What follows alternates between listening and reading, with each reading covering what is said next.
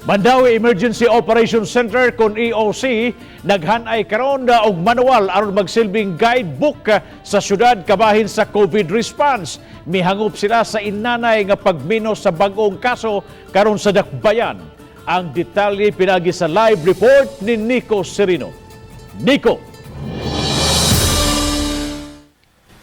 Yes, Bob, gusto sa Mandawi City nga maplansya umahan ay kinailang kinatibukan nga protocol sa pagresponde sa mga kaso sa COVID-19 sa dakbayan.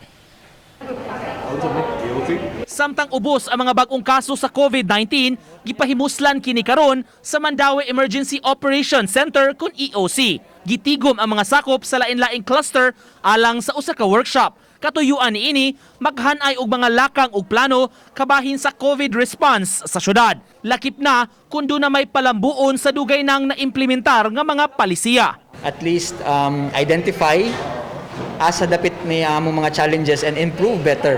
Nakita man gud nato nga kanabang there is a possibility nga masudlan na sa tagbagong variant, unya kani nga mga variant could be as potent aning Delta. Aminado ang dakbayan, dakong hagit ang pagtubag sa kalit nga pagsaka sa kaso sa katapusan nga surge, labi na sa pagsud sa mas makatakod nga Delta variant. Manpower is still sufficient.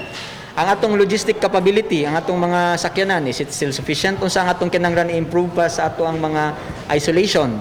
Dili man gud pwede nga kung kanus amo saka dito pa ta magkarakara. That was what happened in the Delta. Ang grabe pagsaka, nagkalisang-lisang ta. Tulo ka adlaw mulanat ang workshop sa lain-laing subgroups sa EOC. Ang inputs ni ini ilang hanayon aron nga himuong manual nga magsilbing tamdanan sa dakbayan sa pagresponde sa mga kaso. Kagabi sa record sa DOH7, dunay 37 ka mga kaso sa COVID-19 nga napuno sa Mandawi City. Mas daghan ang bag-ong recoveries nga 53. Gihangop nila kini kay may mga higayon sa miaging buwan nga may mga adlaw nga mag-triple digit ang mapuno sa Mandawi. Anaa karon sa 1,050 ang aktibong kaso sa syudad.